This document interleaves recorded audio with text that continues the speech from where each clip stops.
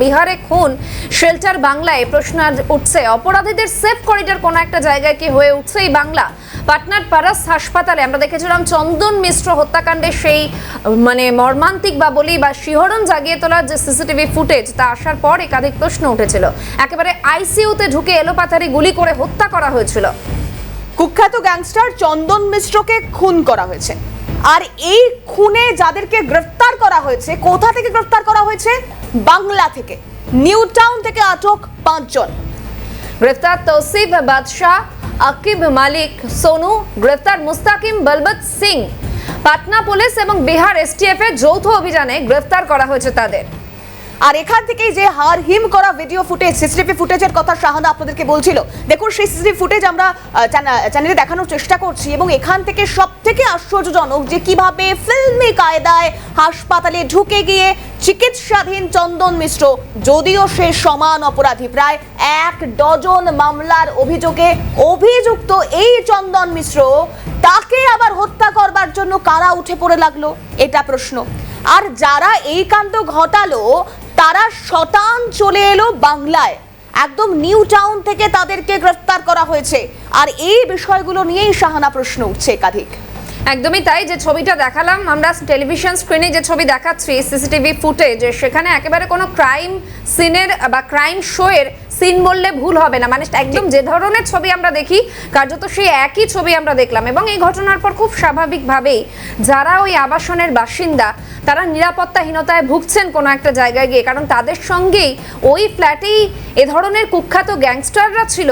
এ বিষয়ে খুব স্বাভাবিকভাবেই চিন্তিত তারা। কি বলছেন ওই আবাসনের নিরাপত্তা রক্ষীরা, শুনবো। 2 থেকে 406 থেকে 2 জনকে ধরে নিয়ে আছে, এইটুকু জানি। এইটুকু শুনেছেন? এই ভাড়া দিয়ে থাকতেন। ভাড়া নিয়ে কি নাম কিছু বলতে পারবেন? অভিষেক রাজ। অভিষেক রাজ একজন নাও যায় না কো। এই দুজনকে এখান থেকে পুলিশ ধরে নিয়ে গেল হ্যাঁ। সকালবেলা।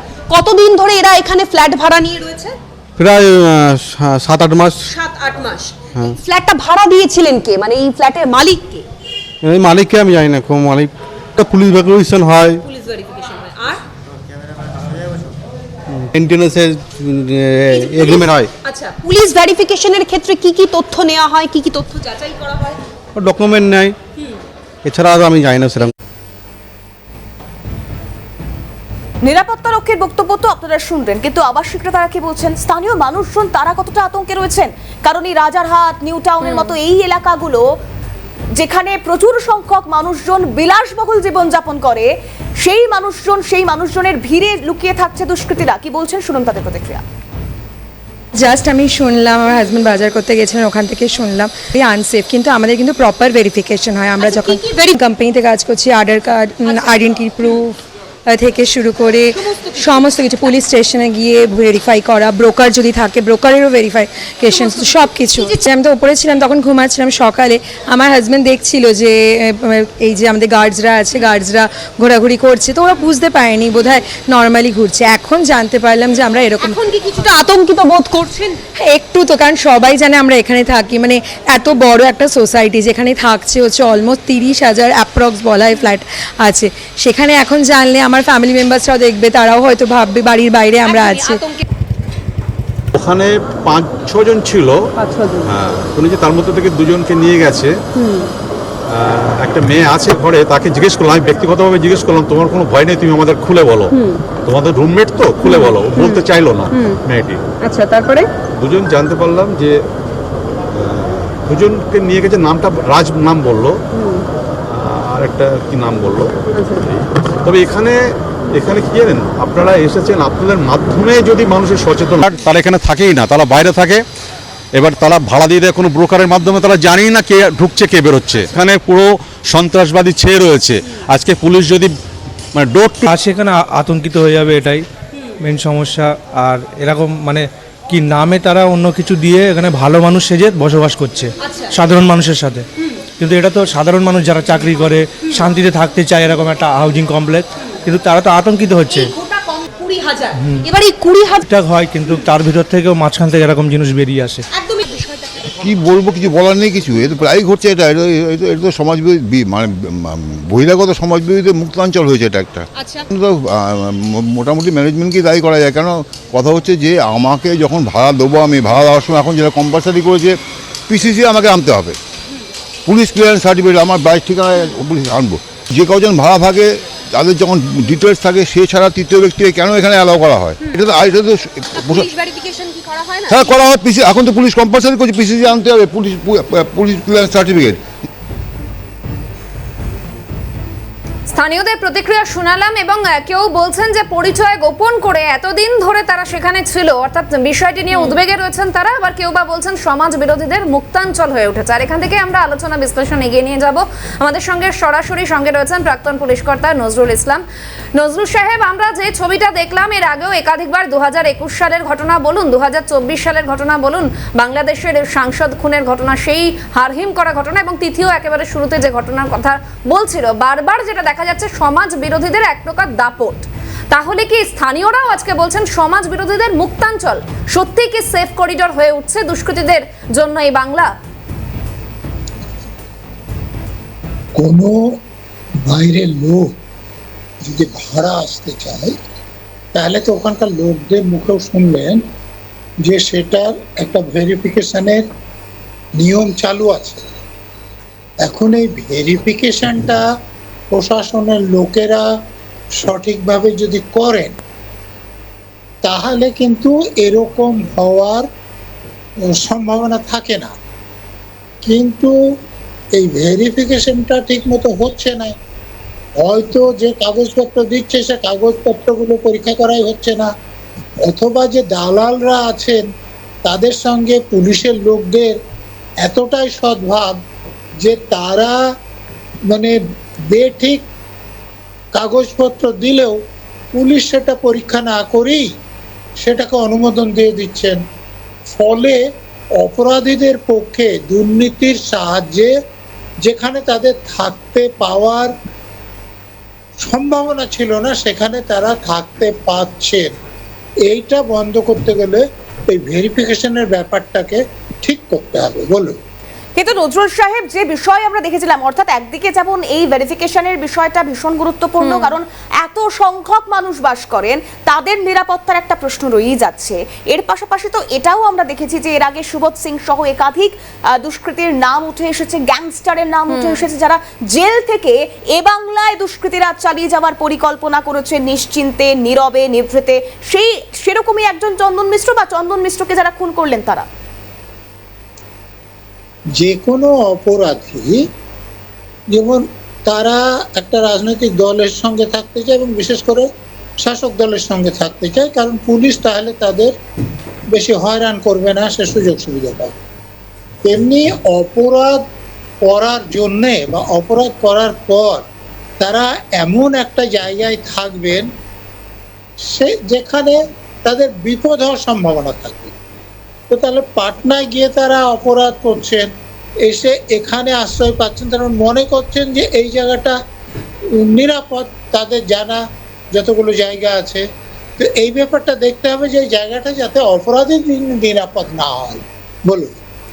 নজরুল সাহেব, আরো একটি বিষয় জানতে চাইবো, নিরাপত্তা রক্ষী তার প্রতিক্রিয়া আমরা শুনিয়েছি এবং তারা বলছেন যে ভেরিফিকেশন বিভিন্ন পর্যায়ে ভেরিফাই করা হয় পরিচয়, কিন্তু আমার প্রশ্ন হলো তারপরেও 1-2 মাস নয় 7-8 মাস ধরে কিভাবে এ ধরনের অপরাধীরা ওই আবাসনের সাধারণ মানুষের সাথে বাস করলো?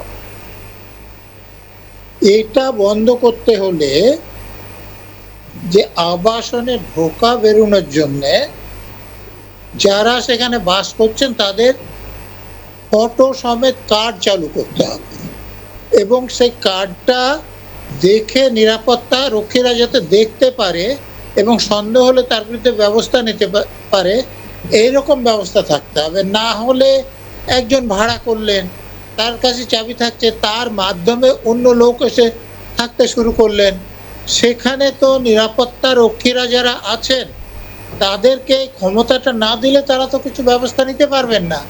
অতএব সেই জন্য আমাদের যে নিয়ম কানুন আছে সেগুলোর পরিবর্তন করতে হবে, এটাকে নিরাপদ করতে হবে। বলুন। নজরুল সাহেব, যে বিষয়গুলো ভীষণভাবে গুরুত্বপূর্ণ, কারণ এই যে আমরা রাজারহাট নিউ টাউন এই চত্বরটা নিয়ে এত কথা বলছি, আজ প্রথমবার নয়, এর আগে একাধিক সময়ে একাধিক অভিযোগ উঠেছে। এই নিউ টাউনে কোথাও মৃতদেহ টুকরো টুকরো করে কেটে, শাহানাও বলছিল, কেটে প্যাকেট বন্দি করা হয়েছে, সমস্ত রকম দুষ্কৃতিপূর্ণ কার্যকলাপ হয়েছে। নজরুল সাহেব, সঙ্গে থাকুন আমাদের, কারণ যে ঘটনাগুলোর দিকে আমাদের নজর থাকছে তাতে এই ধরুন 9 জুন 2021 নিউ টাউনের সাপরজিতে আত্মগোপন করে পাঞ্জাবের 2 জন দুষ্কৃতী। এসটিএফ এর এনকাউন্টারে মৃত্যু হয় জয়পাল সিংহ বুল্লার ও জসপ্রীতের। এরপর 22 মে 2024 কলকাতায় চিকিৎসা করাতে এসে যে ঘটনার কথা বলছিলাম তিথি, নিউ টাউনে আবাসনে খুন হলেন বাংলাদেশের সাংসদ আনোয়ার উল আজিম, এবং তিনি আওয়ামী লীগের 3 বারের সাংসদ ছিলেন। সেই সাংসদের খুন এই নিউ টাউনে। 7 ফেব্রুয়ারি 2025 নিউ টাউনের জঙ্গল থেকে উদ্ধার হয় কিশোরীর অর্ধনগ্ন দেহ। ধর্ষণ করে খুনের অভিযোগে গ্রেফতার করা হয়েছিল এক টোটো চালককে। এরপর 23 এপ্রিল 2025 রাতের কলকাতায় ফের তরুণীকে হেনস্থা, প্রতিবাদ করায় নিউ টাউনের গৌরাঙ্গনগর এলাকায় দুষ্কৃতীদের হাতে খুন লিভ ইন পার্টনার আইটি কর্মী সংকেত চট্টোপাধ্যায়। অর্থাৎ এই রাজারহাট, এই নিউ টাউনের কথাই আমরা বলছিলাম, কারণ দেখো শাহানা, এই রাজারহাট নিউ টাউন নতুন করে গড়ে তোলা হয়েছে। এই শহরে প্রচুর সংখ্যক যেমন অফিস রয়েছে, স্কুল রয়েছে, কলেজ রয়েছে, তার পাশাপাশি রয়েছে আবাসন, এক একটা সোসাইটি, এবং সেখানে প্রচুর সংখ্যক মানুষের বাস। এবং তার মাঝে কি করে, মানে এই নতুন করে শহর তৈরি হওয়া এবং এই শহরের নিরাপত্তা কি করে, তা নিয়ে এত প্রশ্নচিহ্ন উঠে যাচ্ছে। সেই প্রশ্নও রয়েছে নজরুল সাহেব, কারণ সর্ষের মধ্যে ভূত না থাকলে বোধহয় এই একের পর এক ঘটনা পর্যায়ক্রম একইভাবে ঘটা সম্ভব নয়। আমি আপনাদের বলার চেষ্টা করেছি যে প্রথমত যে আমাদের যে ভেরিফিকেশন পদ্ধতি আছে সেটাকে সঠিকভাবে প্রয়োগ করতে হবে, শুধু খাতায় কলমে থাকলে হবে না। আর দ্বিতীয়ত যে ধরুন ভেরিফিকেশন করে ভাড়া দেওয়া হলো, তারপর সেখানে যে ভাড়া নিল তার জায়গায় অন্য লোক এসে থাকতে শুরু করলো, এই ব্যাপারটা সেখানে যারা সিকিউরিটিতে থাকবেন তারা যাতে দেখতে পারেন। সাধারণত সিকিউরিটি যে বিভিন্ন প্রাইভেট সিকিউরিটি এজেন্সি আছে সেখানে তো সাধারণ লোকেরা অল্প বেতনে চাকরি নেয় এবং তাদেরকে নিয়োগ করা হয়। তাদেরকে যদি বিশেষ করে ক্ষমতা না দেওয়া হয়, তাহলে যারা অর্থবান লোক সেখানে এসে থাকছে, আর যদি অপরাধী হয় তাহলে তো কথাই নাই, তাদেরকে চেক করার ক্ষমতা নিরাপত্তা রক্ষীদের হবে না যদি না নিয়ম করে তাদেরকে ক্ষমতা দেওয়া হয় এবং তারা যদি চেক করে তাদেরকে সেই সমিতি বা আবাসন সমর্থন না করে। বলুন। একটু সঙ্গে থাকুন নজরুল সাহেব, এবং যেই ঘটনাগুলো ঘটছে পরপর আমরা যে ছবিগুলো আপনাদের সামনে তুলে ধরলাম, অর্থাৎ পরপর 2023 সাল, 2021 সাল এবং 2025 সালের আরও 2টো ঘটনা, সেই ঘটনাগুলো কিন্তু কোনো একটা জায়গায় গিয়ে একেবারে এই শহরের নিরাপত্তা নিয়ে এবং একদিকে যেমন প্রশ্ন তুলছে, ঠিক তার পাশাপাশি কিন্তু বিহারে খুন, শেল্টার বাংলায় এই প্রশ্ন কিন্তু একেবারে তুলে দিচ্ছে। আর এই মুহূর্তে সরাসরি সঙ্গে রয়েছেন প্রতিনিধি অভিরূপা সাহা। আমি অভিরূপার কাছে যাব। অভিরূপা, তুমি কিছুক্ষণ আগেই তুলে ধরছিলে ছবিটা এবং স্থানীয়দের প্রতিক্রিয়াও নিচ্ছিলে, তারা রীতিমতো আতঙ্কে রয়েছেন। এই মুহূর্তে এই ঘটনার পর কি ঠিক কি ছবি ওই আবাসনে?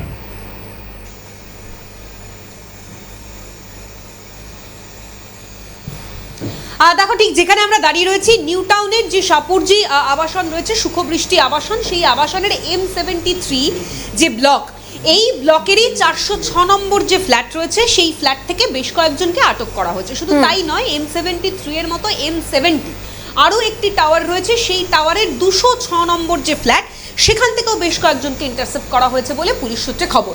ইতিমধ্যেই যেটা জানতে পারা যাচ্ছে যে বিহার বা পাটনার যে হাসপাতাল রয়েছে, সেই হাসপাতালে একেবারে দাগি আসামিকে গুলি করে খুনের ঘটনায় এই আটক বলে এখনো পর্যন্ত জানতে পারা যাচ্ছে, এবং জড়িতরা এই পশ্চিমবঙ্গের বুকে নিউ টাউনের মতো যে বিলাসবহুল আবাসনগুলো যেখানে রয়েছে সেখানে গা ঢাকা দিয়ে বেশ কয়েক মাস ছিলেন। এবার যারা স্থানীয়রা রয়েছেন একটু কথা বলে জানার চেষ্টা করব। একটু কথা বলছি দাদা, আপনারা তো এই অঞ্চলের বা এই অ্যাপার্টমেন্টেরই বাসিন্দা, ঠিক কি হয়েছিল সকালবেলা? পুলিশ তো এলো, কি শুনলেন? সুজয়, তো আমরা খবরে দেখতে পেলাম যে আপনার এখানে অনেক সাংবাদিক এসে। আপনি কি শুনেছেন? তো আপনার বিহারে যেটা ঘটেছিল, আপনার 5 জন শুট আউটার এখানে এসে লুকিয়েছিল, সেটাই দেখলাম।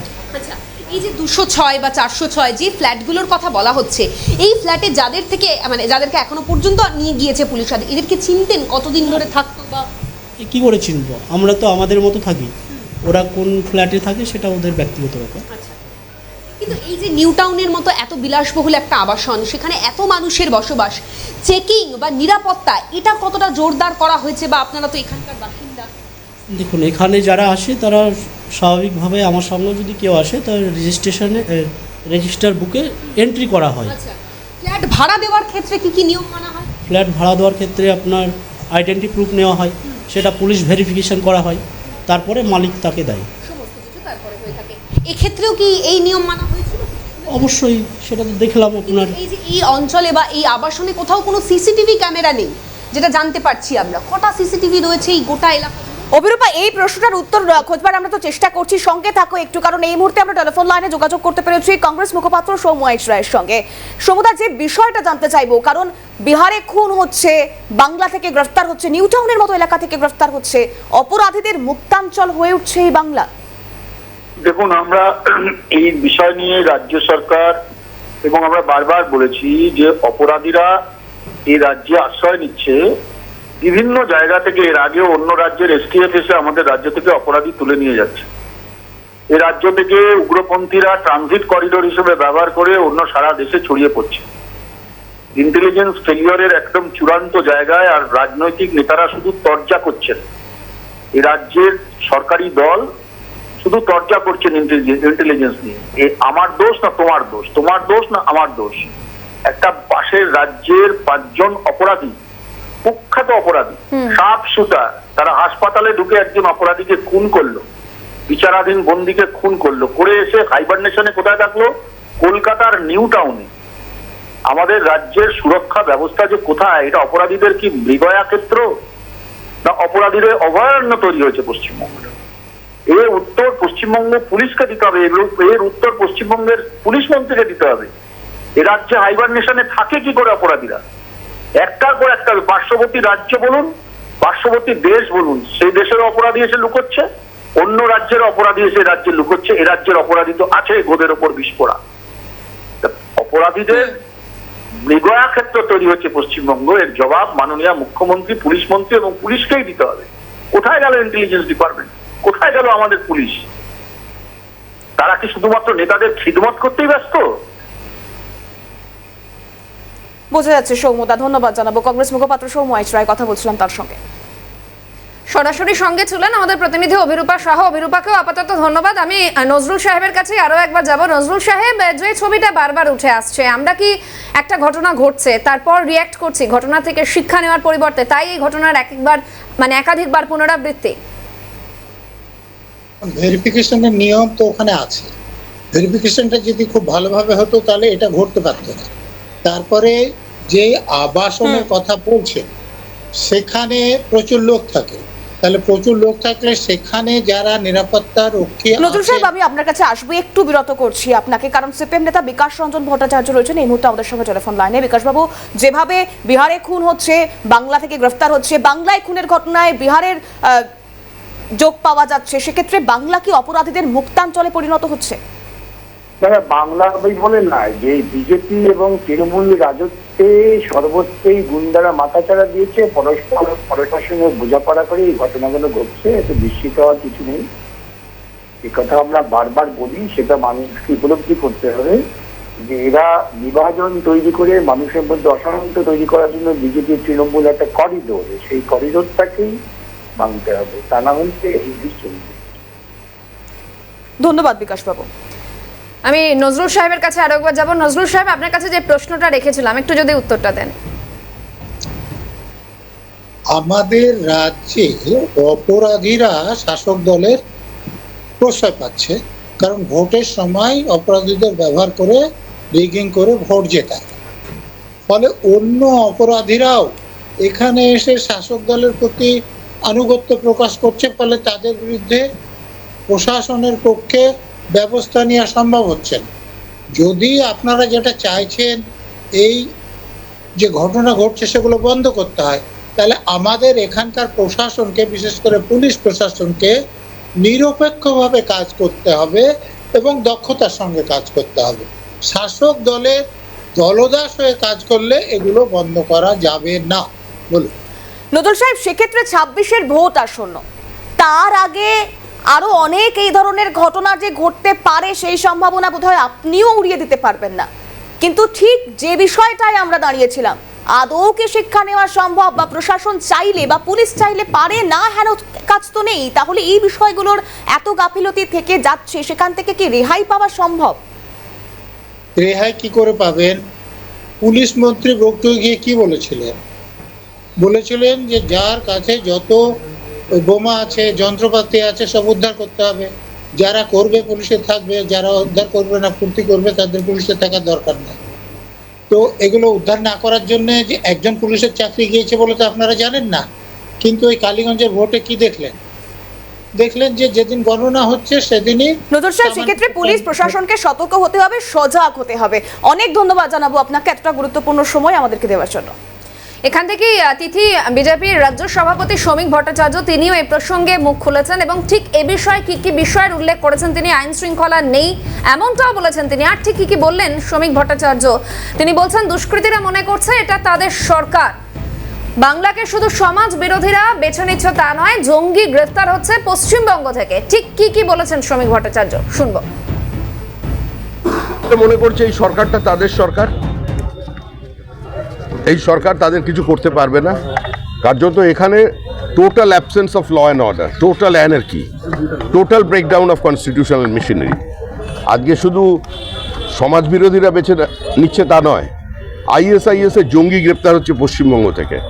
বাম জমানায় যেটা ছিল সেফ প্যাসেজ, এখন এটা হয়েছে সন্ত্রাসবাদী কার্যকলাপের জন্য বা মডিউলকে বিভিন্ন দেশের সরিয়ে দেওয়ার জন্য সেফ হোম।